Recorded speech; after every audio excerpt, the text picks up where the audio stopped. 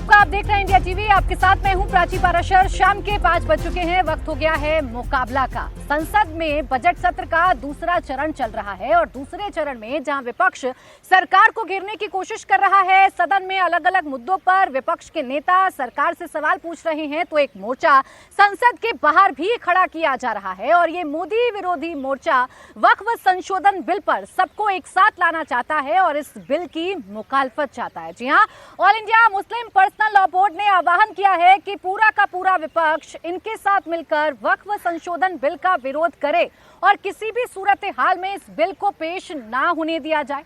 मुखालफत मोदी सरकार की जा रही है, लेकिन उम्मीदें मोदी सरकार में शामिल साथियों से भी जताई जा रही हैं। टीडीपी से समर्थन देने की मांग की जा रही है, आरएलडी से समर्थन देने की मांग की जा रही है, एलजेपी से समर्थन देने की मांग की जा रही है, तो नीतीश कुमार से भी all India Muslim personal law board को बहुत सारी उम्मीदें हैं। आज इफ्तार पार्टी होने जा रही है और इस इफ्तार पार्टी में विपक्षी सांसदों को न्योता दिया गया है। अब सबकी निगाहें इस बात पर रहेंगी कि क्या इसमें जेडीयू के नेताओं को भी शामिल होना है, क्या इसमें आरएलडी के नेताओं को शामिल होना है, क्या इसमें एलजेपी का कोई नेता शामिल होगा, क्या इसमें टीडीपी का कोई नेता शामिल होगा। लेकिन कुल मिलाकर आप ये कह सकते हैं कि दिल्ली के इस मोर्चे की सबसे ज्यादा अगर सुगबुगाहट कहीं होगी तो वो बिहार में होगी, क्योंकि बिहार है चुनावी राज्य। कुछ ही महीनों में चुनावों का ऐलान हो जाएगा। ऐसे में नीतीश कुमार के सामने सबसे बड़ी मुश्किलें हैं। नीतीश कुमार से मुलाकात एक डेलीगेशन कर चुका है।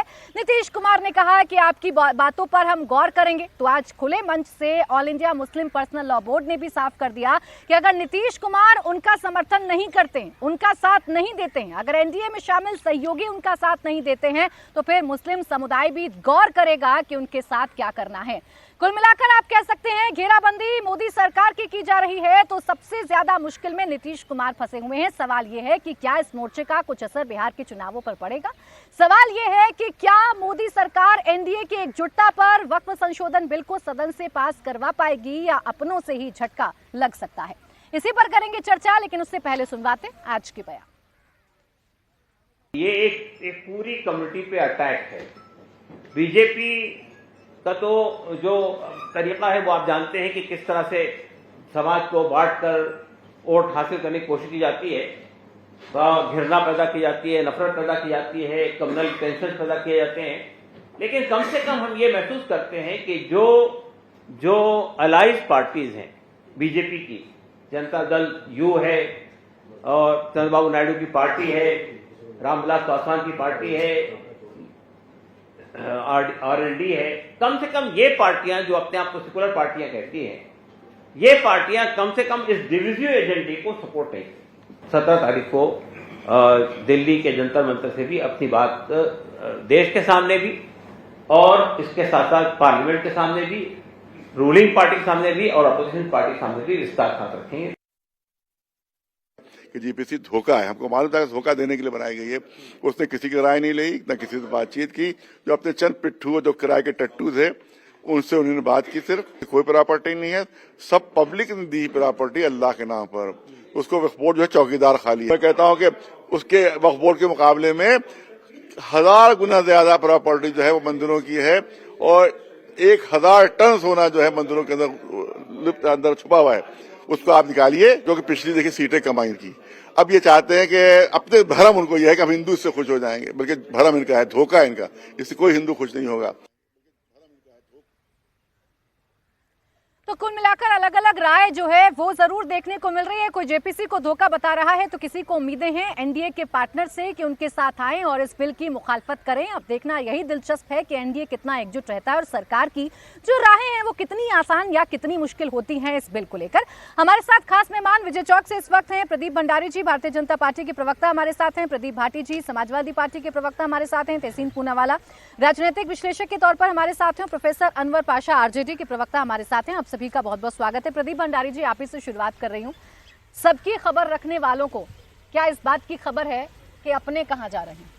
पूरा का पूरा एनडीए वक्फ अमेंडमेंट बिल के साथ में है, पर यहाँ एक बड़ी साजिश रचने का प्रयास हो रहा है प्राची जी, क्योंकि ये कहा जा रहा है कि जैसे शाहीन बाग के अंदर अभी राशिद रिजवी का स्टेटमेंट आया है कि 2 साल तक मुसलमानों को सड़कों पर रहना चाहिए और शाहीन बाग वाला वापस से मॉडल अप्लाई करना चाहिए। मतलब ये क्या चाह रहे हैं? ये चाह रहे हैं कि जिस तरीके से दिल्ली के अंदर शाहीन बाग के वक्त एंटी हिंदू राइट्स हुए थे, जिसके अंदर शर्जील इमाम को अभी अभी कोर्ट ने की कॉन्स्पिरेटर घोषित किया है, ये एक और शर्जील इमाम पैदा करना चाहते हैं। क्योंकि राहुल गांधी की नीति तो साफ है, उन्होंने कह दिया है कि वो हिंदुस्तान के स्टेट से लड़ना चाहते हैं। इसीलिए मल्लिकार्जुन खड़गे कहते हैं कि ठोक देंगे। और all India Muslim personal law board जो है आगे आके सड़कों की बात करता है, और ये वही all India Muslim personal law board है जब प्रभु श्री राम का मंदिर बना था तो उन्होंने ट्वीट किया था, जो बाद में डिलीट करा था, कि भाई ऐसी स्थिति वापस नहीं होने वाली है। तो इनको ये उम्मीद है कि अगर इनकी समर्थित सरकार आए तो अयोध्या में ये मस्जिद वापस से बनवा सकते हैं। ये तुष्टीकरण की राजनीति, और ये वो राजनीति प्राची जी जैसे बांग्लादेश जैसे हालात जो सड़कों पे पैदा करने का प्रयास कर रहे थे, वो हिंदुस्तान में पैदा करना चाहते हैं, और हम होने नहीं देंगे। वाली राजनीति में आपके सहयोगियों पर डोरे डालने की कोशिश की जा रही है ना। अभी आपने सुना ना, all India Muslim personal law board ये कह रही है एलजेपी, नीतीश कुमार, टीडीपी यानी चंद्रबाबू नायडू और आरएलडी यानी कि जो जयंत चौधरी हैं वो सेक्युलर नेता हैं, उनसे उम्मीदें हैं कि वो हमारे साथ आकर खड़े हो जाएंगे। सेक्युलरिज्म की परिभाषा एक कट्टरपंथी बोर्ड तो ना दे, और ये कोई मुसलमानों का नुमाइंदा भी नहीं है। गुजरात के म्यूनिसिपैलिटी पोल्स के अंदर भारतीय जनता पार्टी का रिकॉर्ड शेयर मुस्लिम वोट्स के अंदर ये स्पष्ट करता है कि मुसलमान भी इनको रिजेक्ट कर रहे हैं। दिक्कत इनकी एआईएमएम की, कांग्रेस की, सपा की, इन सब की है क्योंकि ये लोकतांत्रिक रूप से जनता का समर्थन नहीं जीतना चाह रहे। ये बांग्लादेश का मॉडल हिंदुस्तान में अप्लाई करना चाहते हैं, जिसकी मंशा राहुल गांधी ने पहले ही क्लियर कर दी। हमारे पूरे अलाइज हमारे साथ की में। जानकारी तो होगी ना आपको, नीतीश कुमार से मुलाकात सब जानकारी है प्राची जी, चंद्रबाबू नायडू से मुलाकात हुई, उन्होंने कहा हम गौर करेंगे आपकी बातों आपने एक चीज गौर करी तो आपके पास भी आई होगी ना प्राची जी, आई आपने एक चीज गौर करी, लोकसभा चुनाव के बाद कितनी एनडीए की मीटिंग हुई? जरा एक इंडिया अलायंस की मीटिंग बता दीजिए, लड़े कौन है आपस में? कांग्रेस सपा, कांग्रेस आम आदमी आरजेडी। हम तो एकजुट हैं, लड़ तो ये रहे। इनको पूछना चाहिए कि इनके अलायंस साथ में है कि नहीं। ऐसा ना हो आपके नेताओं पर डाले जा रहे हैं ना, लोकतांत्रिक चाहे हक बिहार है, में हो चाहे यहाँ all India Muslim personal law board हो। लोकतांत्रिक हक है, पर उनको भी पता है उम्मीद कुछ नहीं होने वाली है।